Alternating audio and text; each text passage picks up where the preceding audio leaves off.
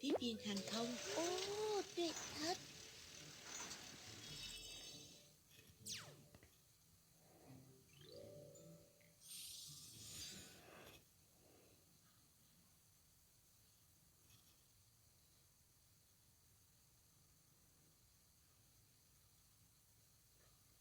Hãy giúp Mio Mio mặc đồ nào. Đồng phục tiếp viên hàng không. Vali. Khăn. Mình là tiếp viên hàng không. Hãy cho mình biết nếu bạn cần bất cứ điều gì trong chuyến bay.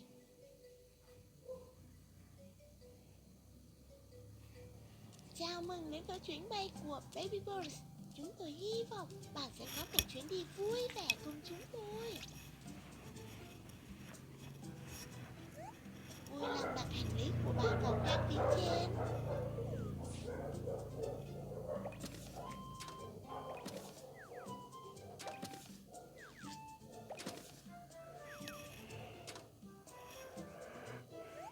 Vui lòng thắt chặt dây an toàn.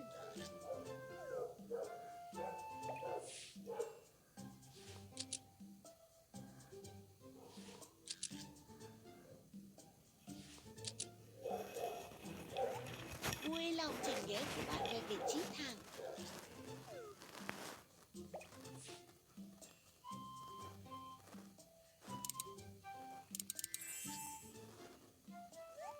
Vui lòng gấp bàn ăn của bạn lại.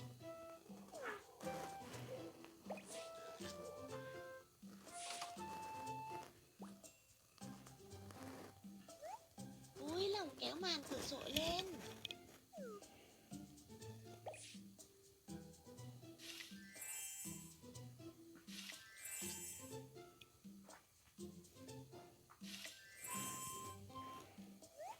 Chúng ta chuẩn bị cất cánh. Vui lòng tắt tất cả các thiết bị điện tử.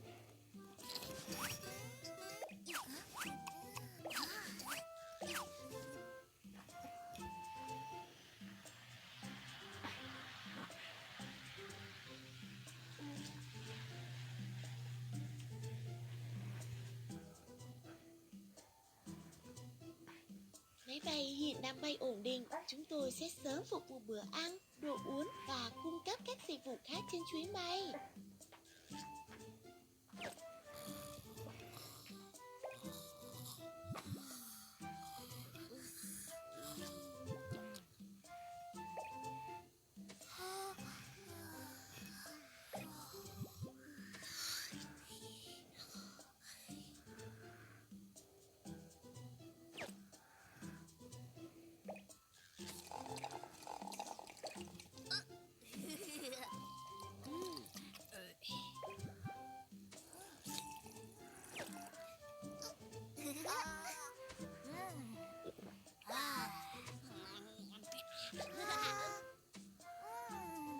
Vui lòng bỏ rác của bạn vào túi rác.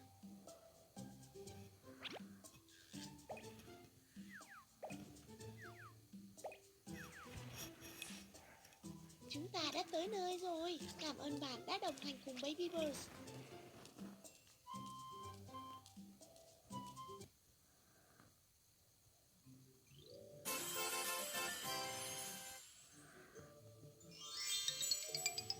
Ngoan Phu, mình thích đến chơi tại trung tâm trải nghiệm việc làm. Hãy giúp mình bạn thêm xu. Bạn có thể giúp mình chọn một công việc được không? Đầu bếp. Ngoan Phu, hãy chơi nào.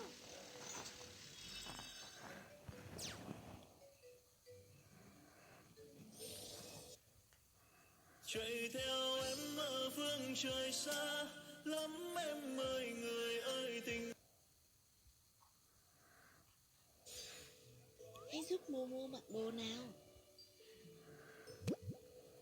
Đồng phục đầu bếp. Chảo. Thìa trộn. Mình là đầu bếp và mình nấu rất nhiều món ăn ngon mỗi ngày. Đầu bếp nhỏ, bạn sẽ nấu món gì?